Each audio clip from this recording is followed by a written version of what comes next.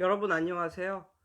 제가 수요일은 일을 안 하거든요. 그런데 애들한테 숨겼었는데 애들이 눈치를 채 버렸어요. 그래 가지고 오늘 둘 다 유치원 안 간다고 그래 가지고 그래 지금 집안 꼴이 말이 아니에요. 그리고 저기서 쟤네는 지금 살짝 유튜브 보고 있으라고 했거든요, 제가 이거 찍으려고.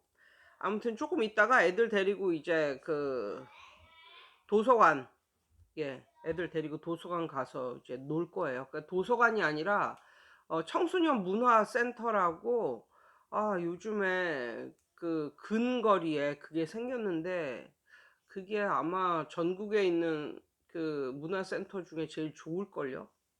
아무튼 지난 12월 달에 개장을 했는데, 개원이라고 해야 되나 개장이라고 해야 되나 모르겠는데, 아무튼 오픈을 했는데 예, 너무너무 좋습니다. 뭐 공부하고 뭐 그런 것만 있는 것이 아니라 뭐 여러 가지 아이들이 놀 수 있는 그런 공간도 있거든요. 그래서 너무너무 좋고, 너무너무 '와 난 진짜 땡 잡았다.' 뭐 이런 생각을 요즘 정말 많이 하고 있습니다. 정말 돈 가치가 엄청난 그런 건물인데, 그런 거를 그런 게 걸어갈 수 있는 근거리에 생겨 가지고 너무너무 감사하고 좋습니다.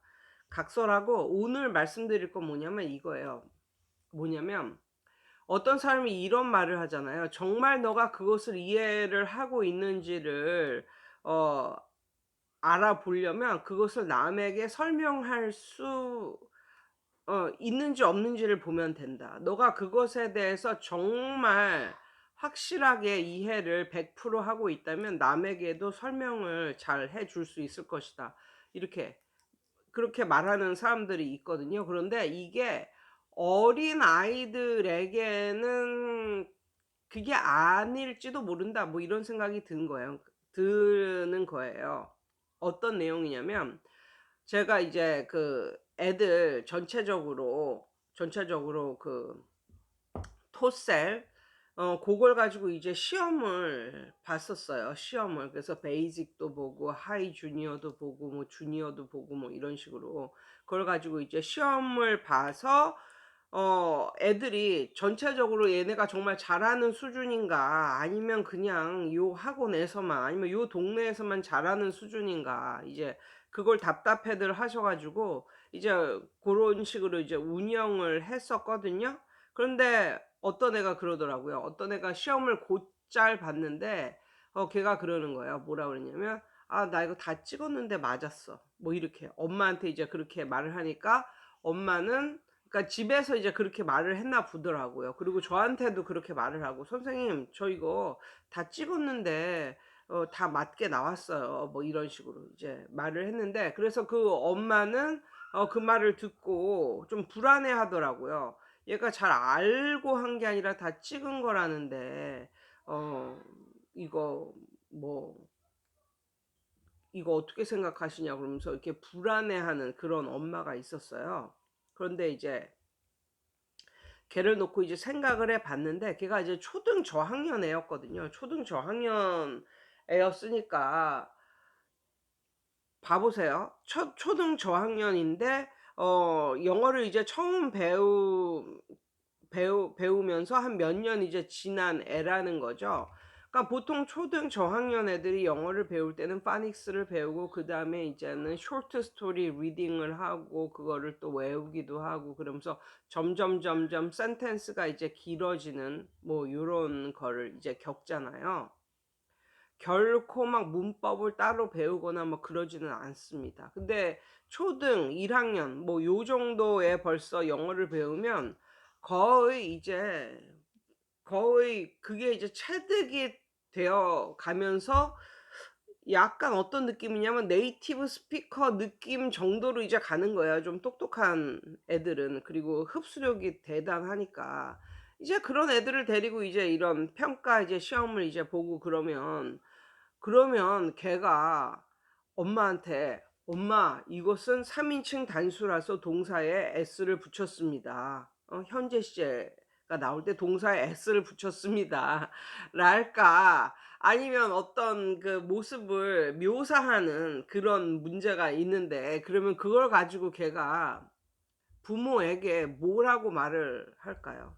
부모에게 뭐라고 말을 할까요? "엄마 이거는 조동사 캔이 나왔고 모든 조동사가 나온 다음에는 동사의 원형이 나와요. 그래서 조동사 다음에 동사의 원형 나온 걸 제가 체크를 했어요." 뭐 이렇게 엄마에게 설명을 해야 되나요?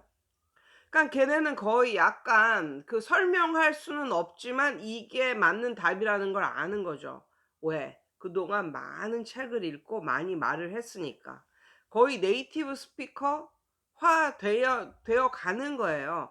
그게 언제냐면 어렸을 때 배운 애들이 이제 그렇다는 거죠. 어렸을 때 배운 애들이.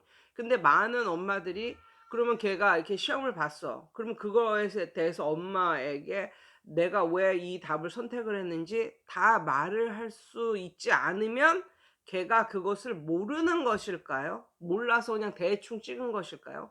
그러니까 걔는 대충 찍었다고 말을 할 수밖에 없는 게 어떻게 말을 못 하는 거야. 내가 이걸 왜 선택을 했는지 그걸 자기로서는 설명을 못 하는 거예요.